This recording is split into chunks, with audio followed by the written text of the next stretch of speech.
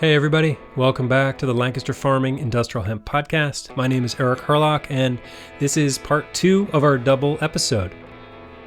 Parts 1 and 2 are conversations with the people who are sponsoring the Lancaster Farming National Hemp Tour this summer. If you listened to part 1 already, you know that we have had great support from industry sponsors in the hemp space: New Holland Agriculture, the National Hemp Association, IND Hemp, Rosedowns and their parent company, DeSmet Balestra, King's Agriseeds, Terradon Hemp, and Americhanvre Cast-Hemp.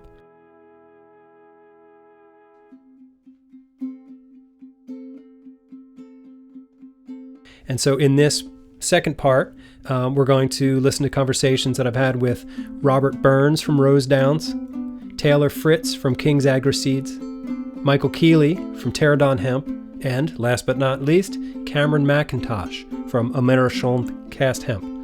So I think you will enjoy these conversations. I learned a whole lot in them, and I just, again, want to express my deep gratitude to our sponsors for your support for our National Hemp Tour that is kicking off next week, Monday, June 28th, at the Penn State Research Farm in Manheim, Pennsylvania. Check out the registration link at lancasterfarming.com on the show page for this episode. All right, well, let's get into our interviews. First up is Robert Burns from Rosedowns, the world leader in screw press technology for pressing seed for oil. And as we get this hemp grain sector off the ground, it's good to know that we've got the industry leader involved. Here we go. Robert Burns, welcome to the Lancaster Farming Industrial Hemp Podcast. How are you doing today? Great, Eric. Thanks for the invitation. Yeah, so your company is one of our sponsors for our summer road trip, the Lancaster Farming National Hemp Tour. So I am deeply grateful for your support. And I'd wondered if you could just sort of tell us about the company that's supporting us. Well, we're great to have the opportunity to support it. Looks like a great effort, and we're glad to be a part of it. DeSmet Balestra is the parent company of Rosedowns, and they are a Belgium-based, a worldwide supplier of edible oil plants. It's a large company, a lot of experience, 40 different raw materials in 1,700 mills in 150 countries. Wow. They're a recognized tier 1 supplier in the worldwide marketplace. I work for Rosedowns in field sales and technical support. And Rosedowns was purchased by the DeSmet Group in 1988, and they have a premier experience with oil and fats processing that goes back to actually 1874 when they imported the first press into America as a 2-ton per hour batch press. So they've been at this for a long time. Yeah. And then, so it seems like hemp is the perfect thing. You can crush a lot of oil out of those seeds. How did you get sort of involved in the hemp space? Well, my personal journey kind of predates my work with Rosedowns, and I can discuss quickly how we came together. But yeah, please. I've been involved with the oilseed industry, small scale primarily, for almost 15 years, back before the biodiesel days, and that was an opportunity to be to build a very decentralized oil processing infrastructure, and that's always been kind of my favorite area to work. Biodiesel and the commercial or industrial use of vegetable oils is still kind of out there in the wings, but the edible oils have really come up and increased market share, and hemp is a major component of that. Yeah, for sure. Talk about your personal journey. Like, why is hemp important? Is it environmental for you? Is it economic? Where are you coming from on that? Well, hemp has some unique opportunities, especially here in the Midwest. We can't get rid of it out here. It's mowed. It's in the ditches. It's in your field. It's everywhere. It's very. It likes the climate of the upper Midwest. Yeah. It is a natural resource that's available to us. Number You're one. Talking about the feral hemp, yeah. Feral hemp, and yeah, so I mean the climate is good and it's appropriate. So the opportunity is there. It has a number of opportunities. I don't want to get into the agronomics, but we know that, hemp has a lot of advantages over commodity crops, and the opportunity to value add at almost any scale, is there.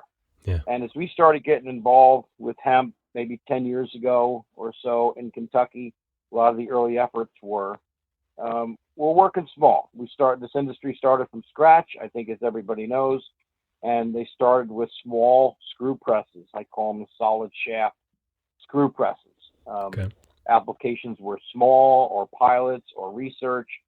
So they needed small machines that were convenient to operate, easy to operate, single phase 220 volt kind of applications, easy to start and stop, consistent results, good results.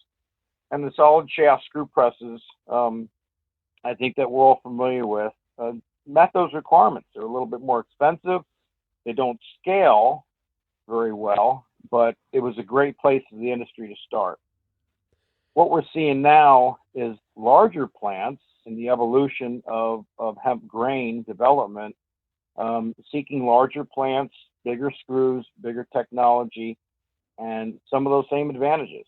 And Rosedowns is one of the very few companies out there, tier one companies, that offer these smaller systems, where, from 6 ton per day and up. Mm-hmm. And that's a huge advantage for the industry to grow with. Yeah. So I was just talking to Ken Elliott at I&D Hemp, and yeah, he said that you were just instrumental in getting their company off the ground with the presses. Can you talk about how that relationship came together? Well, Ken has roots in Omaha, and I'm in the neighborhood there in Nebraska. So we came together, in this very small world of hemp, and we hit it off right away. And, Ken was on a mission. He had a vision for what he wanted to do. He wanted to take next steps early, and we were glad to work with him and support that. They currently, in hemp, is operating a 12 ton per day facility in Montana that's using Rosedowns machinery and control systems, and we're happy to be involved with that project. They're doing very well. Good. We're going to be rolling through Nebraska in the very beginning of August, so hopefully we can meet you in person. I'm going to be stopping in at Bish Enterprises in Giltner, and then we're teaming up with some folks at the University of Nebraska in Lincoln. My geography at this point of Nebraska is not so good, but are you relatively close to either of those places? I'm north of both those locations. We look forward to seeing you at minimum at the UNL field day. Okay. And the research that they're doing there, and they should really be commended. Nebraska has really lagged in the development of the hemp markets and industry and all that. They're still taking baby steps here. So it was a great thing to see the University Agricultural Research Center kind of step up and get themselves some infrastructure and equipment and testing support that they're able to provide technical support and research capabilities to shareholders in the hemp marketplace by doing research and testing and field testing and screw testing, and that's a real asset to the industry. And I was really glad to be a part of helping them put that together. Good. Yeah, maybe Nebraska can just skip over the whole CBD craze and just get right into the meat of grain. That'll be good for your farmers out there. Yeah, yes, it is, and it fits with the agricultural infrastructure that we do have. It's the collection, the harvesting experience and stuff with soybean and other oil seeds that are grown in Nebraska. Not many, but there are some, and of course soybean is prevalent. So the infrastructure and experience is pretty similar for growing hemp here. The machines are here.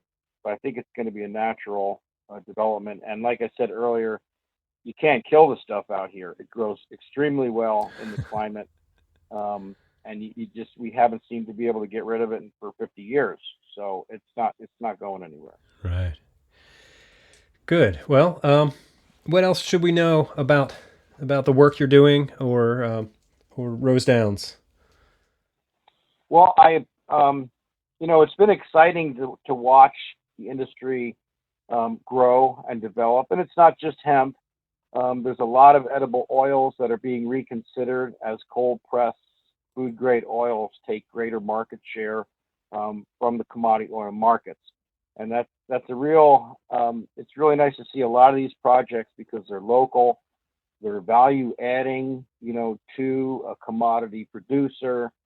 They're family operations, they're all kinds of forms and shapes, and they're really exciting to work with. Now what we see is the hemp oil industry really growing and coming out of those initial stages. And there was a technology barrier there that existed in the market for equipment. And I mentioned these solid shaft screws. We have these machines. I've sold these machines in various forms. The Comet German machine was a long-standing design in the size range, 300 pounds per day per screw. Now we're seeing multiple tons per day and up with room for expansion on grain systems. Those systems will not economically scale. So cold pressing at commercial capacity, which I consider 3 to 6 ton per day and up, it's a different animal, and you need the right kind of equipment to be able to economically and efficiently conduct that separation. So we're at kind of a critical point, a very interesting, at least technically interesting point in the hemp oil industry as we transition into commercial cages and screws, which are different. They're made of sections. The cages are lined with lining bars that have spaces between them. It's a very different mechanical technology, but it is the one that will take you all the way up to, I think Rosedowns' largest machine is pushing 1,000 tons per day. Wow. In a single machine. That's a long way down the road, but we're at the entry level into these commercial cages and screws in the hemp grain industry, and it's kind of an exciting time. Yeah, for sure. At the same time, this size conversion and size increase is occurring. We also have additional and specialty demands that are being placed on the outputs, pushing the protein of the meal, moderating or eliminating various components of the oil that changes color and flavor and odor and temperature limitations. Wow. So there's a lot of research going on, not just in the press, but actually before and after, so people can get the kind of products, specifications that they're looking for. Wow, that's amazing. Yeah, I can't wait to see some of these presses in person. So I imagine I'll be shooting some video and sharing those with our audience. I appreciate that, and the Inhem plant is really a state-of-the-art facility up there. They just did a tremendous job in putting that together, and it is a real showcase and an example of what can be done with complete systems and scope and PLC control and all the bells and whistles of the big technology plants that have been brought down, to this entry-level scale that we're seeing with these hemp plants that are developing now. So good. It's a neat time. We've come out of the woods a little bit with some of the small presses. I think there'll always be niche opportunities for farmers market suppliers and other ones for those small machines. I think there'll always be a little small, reliable option for systems 3 tons per day and less. But as the industry becomes more mainstream and products are accepted and utilized, we're getting into this next stage, and I think we found a great partner to do that with. Good. And the work that the Hemp Feed Coalition is doing, like once we get approval, to feed hemp to animals, that's going to just open up so much. that's the big kahuna. And I think traditionally, decentralized oilseed processes always relied on the meal as the bread and butter, even if you're not adding value to get that meal into the human market, even as livestock feed. The meal is the bulk of the tonnage of the seed that you're working with, and it needs to find a good home, good market. So that meal acceptance and use is huge, and then the oil becomes what they call the gravy or the cherry on top. Right. The cash flow of the process. Yeah. That's traditionally what we've seen with small scale. We need those meal markets to come around, and I think they will. We've done a lot of feeding with hogs and goats and chickens and all kinds of stuff with excellent results with the hemp meal, and I really hope that gets resolved soon. We spoke a couple of weeks ago on the phone, and you were telling me about hemp fed bacon. Can you tell me what your butcher said? Yeah, we do a pretty good inclusion. I'd say 30% of the feed to our dirt raised, all natural hogs, and we had to do some creative butchering this past winter because of the long waiting lists and the shift of demand on the meat processing infrastructure. So we had guys coming out to the field and doing it all different ways, but our local butcher was the guy who's working in processing plants 9 to 5, and he commented that the hemp-fed pig showed a much firmer bacon. The fat had more color, and the bacons were larger, and just the consistency was healthier. So I know those aren't quantitative statements, but we just are working through some that we processed over the winter, and it's just phenomenal. Wow. So animal health, animals are good stuff in, good stuff out. Yep. Just like anything, especially biological processes. So that's what we do to keep them in top shape. Well, good. Yeah, hemp-fed bacon to me sounds like the best of both worlds right there. Well, we got both. Actually, on the farm, we're lucky enough that we have hemp-fed bacon and hemp-fed eggs, on the same plate. So we're kind of spoiled. Yeah, and so that's the farm in Nebraska, a little north of where I'm going to be? Yes. All right, I'm going to have to make a detour. Well, I will. If I can't get you, you'll be coming down the other side of the river, down Highway 29, coming from Montana, most likely. Actually, no, we're coming from South Dakota. We're coming from DeSmet, South Dakota. Well, you might get right in the neighborhood, but if you want to stop, you're welcome. Otherwise, we will catch in Lincoln. I will be sure to have a cooler that and the bacon especially will travel well, because it's cured. Yeah. And we'll make sure that happens. Oh, bless your heart, Robert. Thank you so much. Hey, it's great talking to you today. I look forward to meeting you in person in a few weeks. That sounds great, Eric. I appreciate, and from DeSmet Rosedowns, we appreciate the opportunity to support your effort. Having been involved with renewable energy and alternative fuels and all that stuff for many years, we know the need for education is really strong, and we appreciate your efforts to do some part of that with this hemp tour. So we're glad to support you. That's Robert Burns from Rosedowns, whose parent company is DeSmet Balestra. Thank you so much for your support of our tour. All right, next up, we're going to talk to Taylor Fritz. He is from King's Agriseeds, a name which should be familiar to our listeners because King's Agriseeds has been one of our regular sponsors of the podcast over these past few years.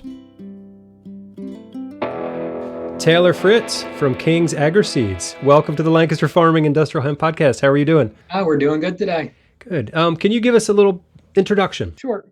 Like you said, my name is Taylor Fritz. I am the office manager here at King's Agriseeds. Do a number of different things, but I spent a lot of time thinking and working with Sarah, our hemp specialist, as her administrative backup. So if you've ever gotten any hemp from King's Agriseeds, I've probably done your paperwork. Okay. All right. Well, I think listeners know the name King's Agriseeds because you guys have been very supportive. You've been sponsoring the show off and on for the past 2 years or so now. So thank you for that. Yep. And also, you are one of our sponsors for the summer road trip, the Lancaster Farming National Hemp Tour. So thank you very much for that. Yeah, excited for the tour. Looking forward to listening to all the episodes. Yeah, me too. It's a little daunting, looking what I'm about to go do, but I think it's going to be successful, and yeah, I'm excited. So I thought we would just sort of talk about King's Agriseeds today. Sure. And your sort of commitment and role in the hemp industry here in Pennsylvania and nationwide, because you are a seed distributor nationwide, right? Not quite nationwide, but we go from Virginia to Maine. So we have, a good part of the Northeast and Mid-Atlantic region, and work with other companies. But we're sourcing seed from actually all around the world. Oh, good. Okay. But yeah, I can just give you a quick, company history. Yeah, please do. So King's Agriseeds, we've been around since 1993. We were founded by an Amishman named Aaron King, King's Agriseeds. So that's where our name comes from. But he was focused on dairy grazing. So, at the time that was just a new and novel idea. And the idea, is small farm profitability, being able to take the cattle out to the land. They're grazing, they're getting that. So you're not bringing in heavy equipment. It's a lot easier for small farm profitability, and it requires a lot of management knowledge in order to make that successful. If you don't know how to manage it, it's going to be a failure. So he started bringing in different and trialing different genetics on his home farm on different seeds to see how they worked. Over the years, we started developing different perennial mixtures. So we're mixing alfalfas with grasses and different alfalfas blended together, because when you have multiple species working together, there's a synergy. It's building resilience in your soil health. It's just risk mitigation. It's just right. Very, very good. Biodiversity is good for us all. Yeah. Exactly. So through probably the mid 2000s, the perennial grasses for farms was the primary focus. In around the late 2000s, so like 2008, we had a change in ownership. Tim Fritz is our current owner. So him and Aaron had been working together for a number of years. Tim had a background in working at Penn State Extension and dairy farming himself. So there's an education background there, and farm management there. Is there a family connection? Tim is my father. Okay. Good. Full disclosure. But around 2010, we started pushing for cover crops to add to not just perennial mixtures, not just grasses, but also for the row crop producer, having cover crops to improve your soil health, to improve farm profitability, just building resilience in the farm. Again, with and I think, as Steve Groff, who you've had on a couple of times, would say, It takes a lot of knowledge and management in order to make cover crops work. So that again is, grazing, cover crops. It's all education. It's all management focused. We're providing the seed, but you have to know how to use it, and we're here to support our farmers and make sure they know how to grow. And then I guess jumping forward to getting into the hemp space and how that kind of came about. Around 2019, we were approached by a grain hemp provider up in Canada, and he was looking for an East Coast distributor, somewhere to get seed to people who wanted to grow hemp in this area. So he reached out to us. We agreed to do it. Didn't really know anything about it, but said, we can give this a try. We agreed to do that. We put research plots in our farm in Christiana. We actually partnered with Cover Crop Steve Groff on putting some CBD hemp in the same field as the grain and fiber hemp to see what would happen with cross-pollination, because we were just just curious. Right. And what happened? Total disaster? Yeah, what would happen? Is it going to be bad? Is it not? Well, it turned out when we did that experiment, the grain hemp all pollinated long before the CBD hemp was pollen receptive. And Oh, okay. forget the variety. It was a photoperiod sensitive one. It was not very genetically stable either. It was up and down and up and down. It just didn't look great. Yeah. So yeah, 2019. We also had a lot of calls coming in asking about not only about the grain and fiber that we were selling through with HGI. We also had people asking, hey, what cover crop can I plant between the rows of my CBD hemp? Right. Because there was a lot of people growing that. There was all kinds of questions. So we were learning all kinds of things about CBD hemp, even though we weren't really thinking or planning or desiring to do anything in that space at that time. Right. Sort of forced into it just by your customers. Yeah. Exactly. And then towards the end. Well, hold on. Let me ask you a question there. So yeah, go ahead. What do you recommend for a cover crop there? Is it like a white clover, or you got a mix, or what? It depends. It always depends. All right. Fair enough.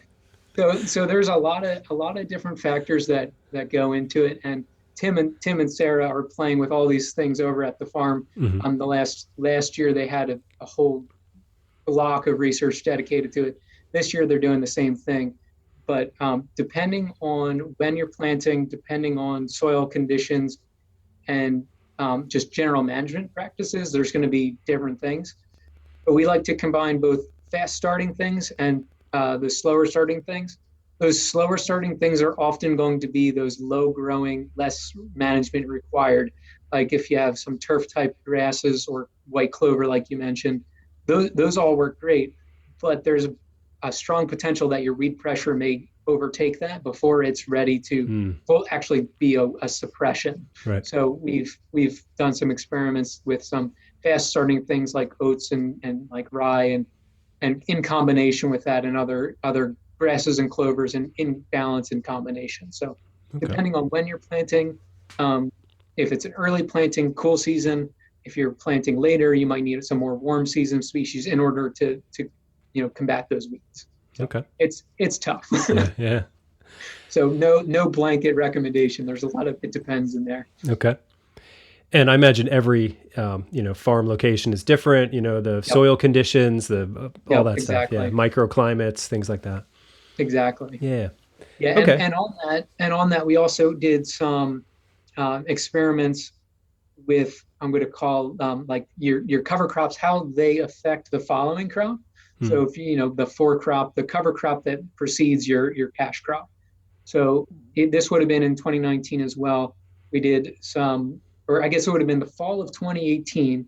We planted, several different strips of different combinations of cover crops. And then in the spring of 2019, we would have planted corn, going the opposite direction. So you'd see how each would affect. We did tobacco. We actually got some CBD hemp from Steve again on that, as we did with the other trial.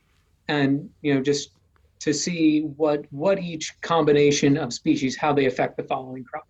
And that was fascinating as well. There were some that, like the corn hybrids, they're, straight across. They are all the same. You could see waves in the corn from one cover crop was more beneficial towards the corn than another. Right. And then on the other side of the field, we had tobacco, where you could see that a different cover crop was more beneficial for the tobacco than that. The CBD hemp that we had in the plot, because it wasn't really genetically stable, it was hard to make a firm conclusion there. Right. But there were some effects that we noticed there as well. Okay. Have you since gotten more stable genetics and have been doing some more testing on that? Yeah. So so we are working with Phylos for our CBD now. They approached us in the fall of 2019, and what they have is a lot of autoflower genetics, and they're very stable. So we did some follow-up experiments in 2020, and then we actually have a trial going on now where we're again, checking those preceding cover crop to make sure they make sense. Okay. So a lot of trial, can't make a conclusion on 1 year, but we're definitely noticing patterns. Like I think I heard Steve Groff mention that hairy vetch seems to be a very good cover crop. But what else do you want to put with that to maximize your benefit and everything? Okay. Yeah, I mean, I took a ride out to your farm last September and spent some time with Sarah and your dad and saw the trials there. And it looks like you have a lot going on there. Yeah, it's a lot of fun. Learn, especially with it being a lot of unknown space, just learning and experimenting. It is Tim's passion is doing this. Okay. And Sarah is along for the ride. She's getting pulled through and spending a lot of time in those hemp plots, making sure that not only Tim but Sarah, our hemp specialist, we got to know what we're talking about. We can't be giving advice if we don't know. So right, that's true. Doing everything we can to learn and to make mistakes, so we know what you shouldn't do. Good. And I imagine getting into that hemp space has sort of like brought you to a whole different set of clientele or customers or whatever. Yeah, for sure. So we have our primary sales mechanism is through a dealer network. So we have people who buy our seed to resell it for Virginia to Maine. I think there's about 170. And with the hemp, it's been a lot more focused on those end users because it's something unique that there's a lot of education to go through. So we've been meeting a lot of people. There are some folks who are buying hemp from us who were previously also purchasing through a dealer on their other crops. Mm-hmm. But I would say it's a lot more vegetable producers where we don't have a great influence in the vegetable market. But we're meeting a lot of folks who have that, nurseries, different things where new clientele, definitely interesting folks, and just enjoy getting to meet them and talk to them. Yeah, good. What else should people know about King's Agriseeds? Well, education and management is something that we really keep in our hearts, where we want success for the small farm. We want success. We want, farm profitability. Like it's really where we come from. Like I said, just going through the history, it's a lot of management intensive things. I mentioned Tim comes from a Penn State extension background. I think I said that. Mm-hmm. If I didn't, he was working with farm profitability. He was working with management on, Penn State extension level, and then came in and then said, let's bring the best genetics into the farm. So I just want to reiterate that as our passion. Good. All right. Well, I really appreciate your time and your sponsorship for this tour. I'm really proud to be bringing, your story out to a bigger audience, I guess. And it's really great. It feels good to be supported by such good companies.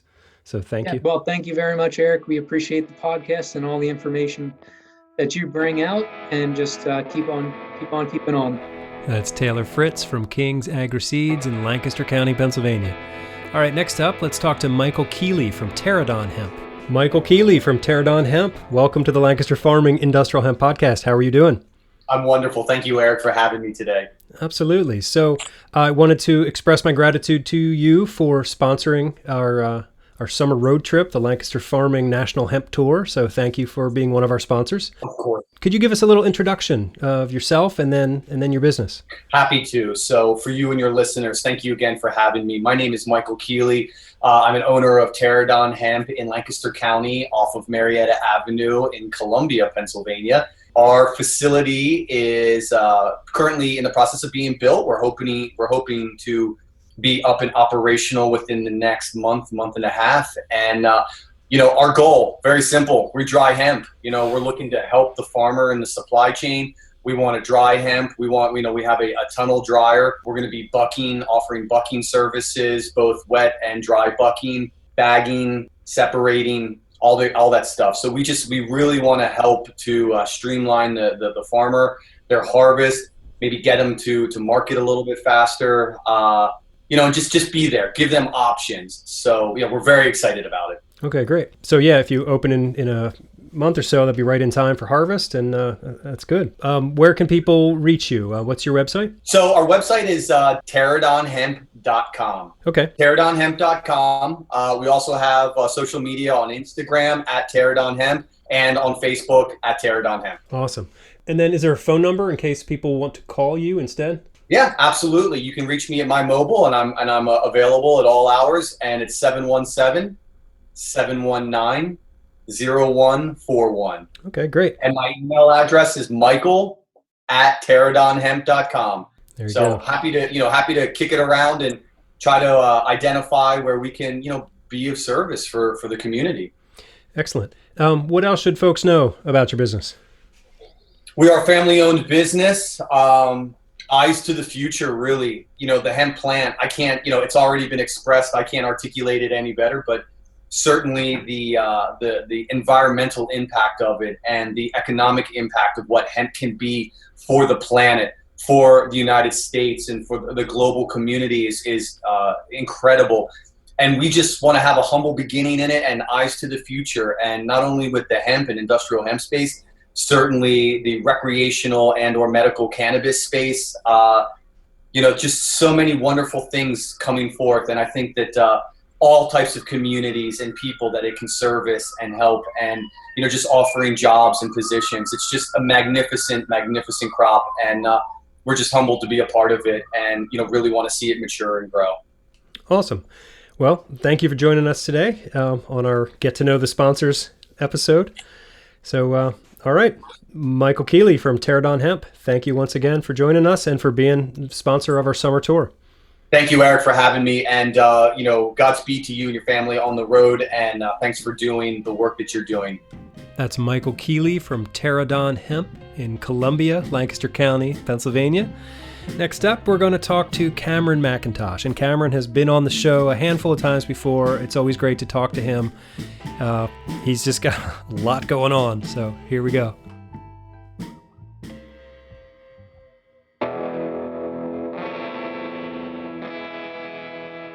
Cameron McIntosh from Americhanvre Cast-Hemp. Welcome back to our podcast. How are you doing?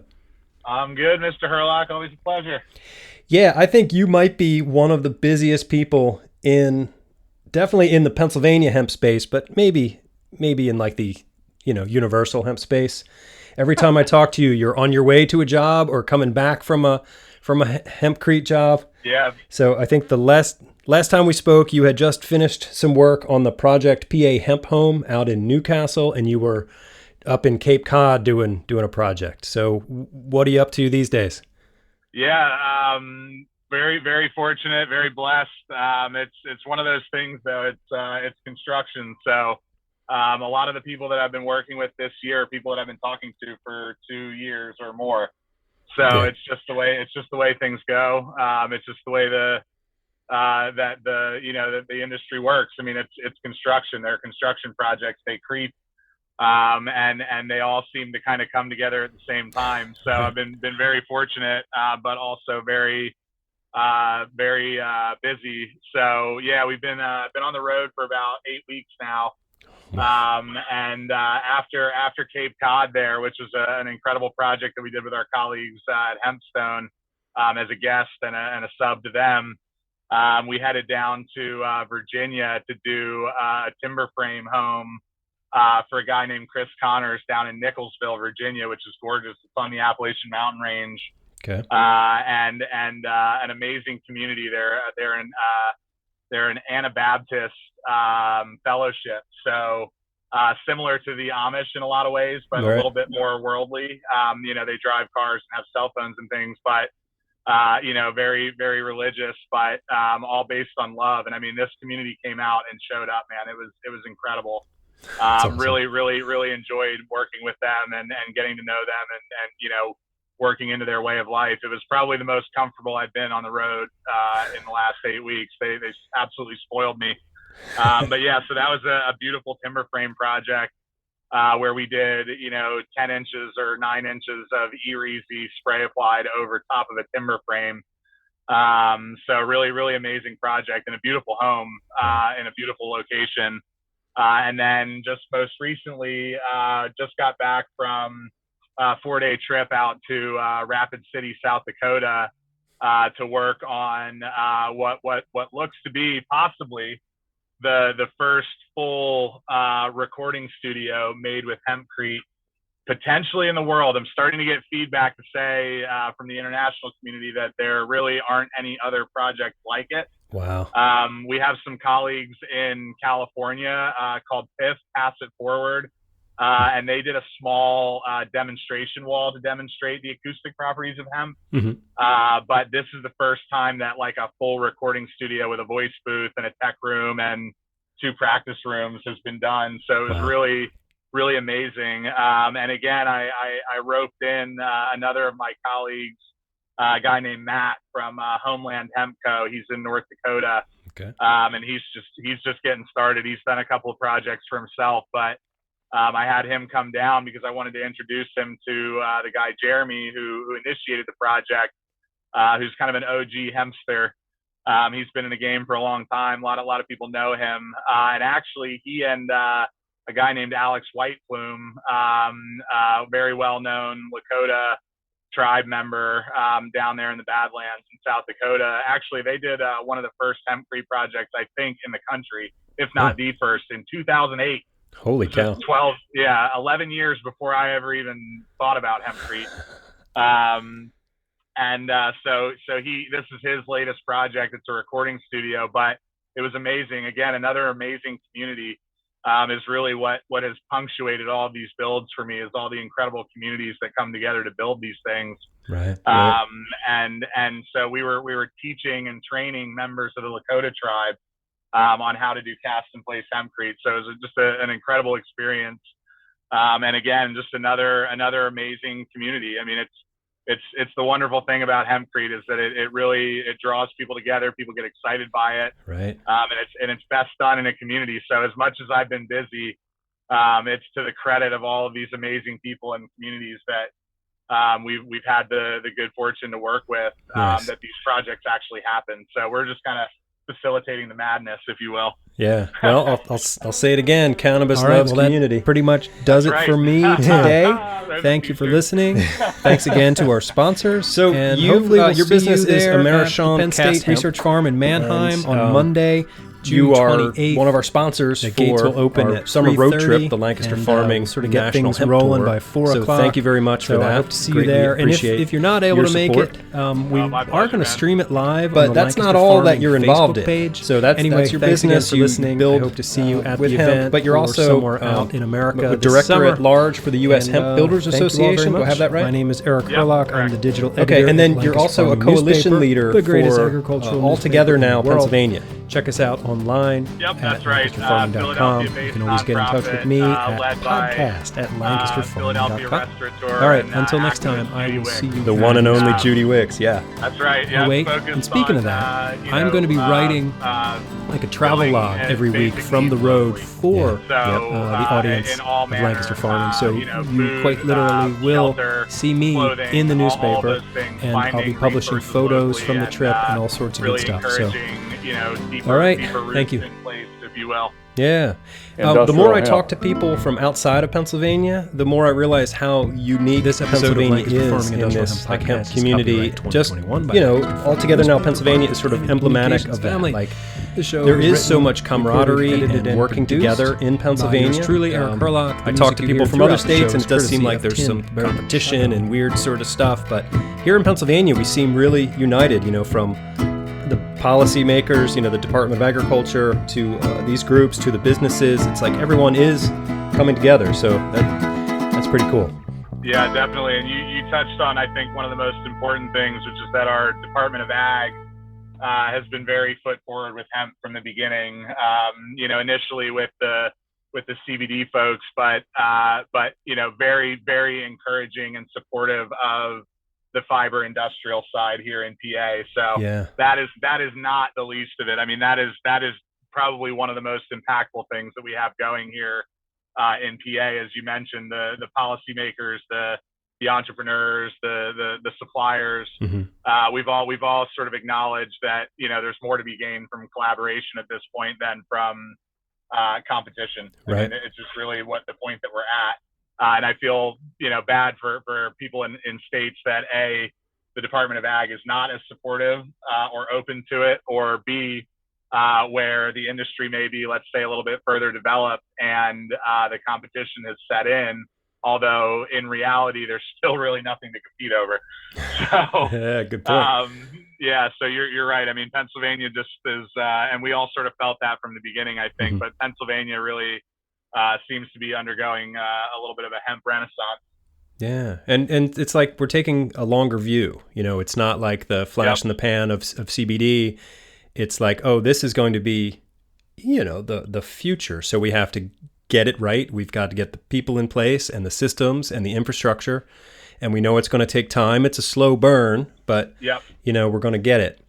And critically, an opportunity for generational wealth accumulation for communities that have been sort of shut out of the other side of the plant. Right. I think that's really important too, and something that, again, you have an opportunity now, if you're in an underserved community or a community of color, to really push and get a foothold in an industry, on the fiber industrial side, where the barriers to entry are not like they are on the cannabinoid side, where, you have to have millions of dollars to open a dispensary or whatever. There are not those barriers to entry on the fiber industrial side. So it's another thing that again, I've said this before, probably on your show, but I'll consider it a failure if we deliver this industry without, good representation for all communities and all people. So that's something that we feel strongly about and is part of our work as well. Amen to that. So I'm going to be visiting a couple of your hempcrete projects on this National Hemp Tour of ours. Sweet. Yeah. Unfortunately, I can't get to that timber frame in Virginia, but I'm really looking forward to stopping in at Rapid City, South Dakota, to see that recording studio. Do you think it'll be complete by the beginning of August, or will it still be under construction? We may very well run into each other. The finish for that studio is going to be a hemp. It's going to be a hemp, lime, and clay plaster finish. So it basically resembles like a really limey hempcrete mix. Yeah, sure. And it gets applied by hand in about a 1/2 to a 3/4 inch layer on the surface, and it'll be right around that time that I think it's ready to do. Okay. So if possible, we may try to coordinate, but it will be again, even now, it's functional from the perspective of a sound sort of exclusion zone. So definitely worth recording something in, even if we're not finished. Cool. Yeah, I look forward to that. Yeah. And then our very last stop on the tour is in Newcastle, Pennsylvania, Western PA. Awesome. The Project PA Hemp Home. I am so looking forward to seeing that in person.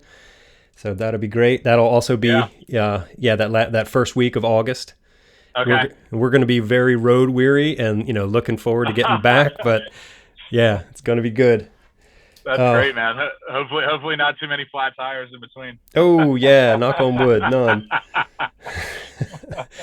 Yeah, we've got quite a journey ahead of us. It's going to be good. That's exciting, man. How many miles is the trip? I should probably add that up. But right now it looks about like 8,000, 8,500 maybe. Yeah. Wow. Yeah. That's crazy, man. Holiday road. Yeah, and there's part of me that's like I feel a little hypocritical taking out this gas guzzler when the work I'm doing in hemp, like for me it's about carbon sequestration and climate change. So I do feel a little guilty that we're not driving some kind of electric vehicle or hydrogen camper, but I just don't have access to that. So and not to mention the content that you're creating is highlighting and uplifting all those wonderful things. So at least in my opinion, you're very well justified in your travel there. So thanks. That makes me feel better. Yeah. A token. Yeah. So yeah, there's just a lot of excitement, talking to people in state and out of state, and it's going to be good. Yeah. Are you going to be around for this send-off event at the Penn State Farm on Monday? I'm gonna try. There's a conflict potentially, but I will definitely try to either be there or have someone bring the Hemp House on Wheels down for your send off. So, oh wow, that would be cool. Because you're really not all that far. Manheim's not all that far from where the Hemp House on Wheels is parked right now at Drew and Anna's. So. Okay. So yeah, no promises, but definitely going to try to work it out. All right. Yeah. No hard feelings if you can't get that thing there. And if you can't get there, you'll be there. You'll be with us in spirit. There we go. And we've got your logo for Americhanvre Cast-Hemp on our banner and on the RV itself. Nice. And let's talk about that word. I don't even know if I'm saying it right. Let me try it again. Americhanvre. It's like you just kind of do like some weird French thing at the end, right? It's close. Yeah, you gotta channel your inner Frenchman. It's so chanvre. Chanvre is the French for hemp. Okay. Chanvre. So it's like Sean with a VE at the end, and the R is kind of silent. So chanvre. Okay. Americhanvre. So the French were the first to develop hempcrete. And obviously a lot of our materials and so forth are coming from France, and our best education as far as people who are training us to do the projects, such as Damien from Agriseeds and the guy Laurent who was on Cape Cod. I mean, I learned so much from both of them. But so yeah, it's a nod to the French. Cool. And again, within the industry internationally, there are lots of companies with chanvre as a suffix or something like that. So again, it's a lot of fun to hear the American palate wrap itself around that word. But it's better to be remarkable than to be the same. There you go. Opinion. So. Yeah, I studied Latin in high school and German in college, and so the extent of my French I've actually learned from the Beatles song Michel. Sans les langues bon très bien ensemble, très bien ensemble, and that's it. So yeah, cool. That's awesome, man. Cameron, it's so great to talk to you. If we can get together in South Dakota, that would be amazing. It would. I hope that comes together. Yeah. And but I look forward to watching your growth and success and all these cool building projects. So rock on, man. You are awesome. Cheers and thank you to you and Lancaster Farming for being such great cheerleaders for us. Really can't say enough. That's why I dove on the opportunity to sponsor you, because you guys have been so amazing. And again, as we were talking about earlier, all the wonderful things conspiring here in Pennsylvania. I think Lancaster Farming and your podcast in particular are again no small part of that. So, thank you for saying that. It's wonderful to have you, and I really appreciate you, Eric. And good luck and drive safe, man. There you go, Cameron McIntosh from Americhanvre Cast-Hemp. So there it is, a double episode featuring all of our sponsors for the National Hemp Tour. I feel like words are just inadequate to express my gratitude to these companies: New Holland Agriculture, the National Hemp Association, I&D Hemp, Rosedowns, Terradon Hemp, King's Agriseeds, and Americhanvre Cast-Hemp. Thank you all so much. Greatly appreciate it.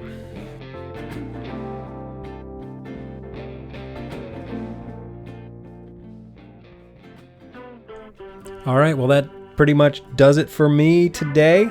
Thank you for listening. Thanks again to our sponsors, and hopefully we'll see you there at the Penn State Research Farm in Manheim on Monday, June 28th. The gates will open at 3:30, and we'll sort of get things rolling by 4 o'clock.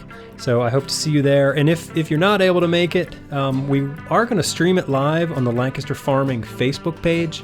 Anyway, thanks again for listening. I hope to see you at the event or somewhere out in America this summer. And thank you all very much. My name is Eric Herlock. I'm the digital editor at Lancaster Farming Newspaper, the greatest agricultural newspaper in the world. Check us out online at lancasterfarming.com. You can always get in touch with me at podcast@lancasterfarming.com. All right, until next time, I will see you in the newspaper.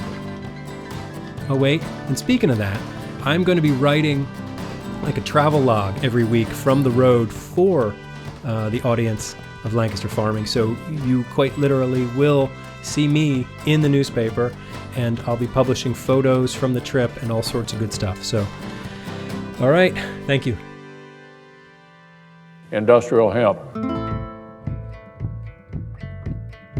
This episode of Lancaster Farming Industrial Hemp Podcast is copyright 2021 by Lancaster Farming Newspaper, part of the Steinman Communications family. The show was written, recorded, edited, and produced by yours truly, Eric Herlock. The music you hear throughout the show is courtesy of Tin Bird Shadow.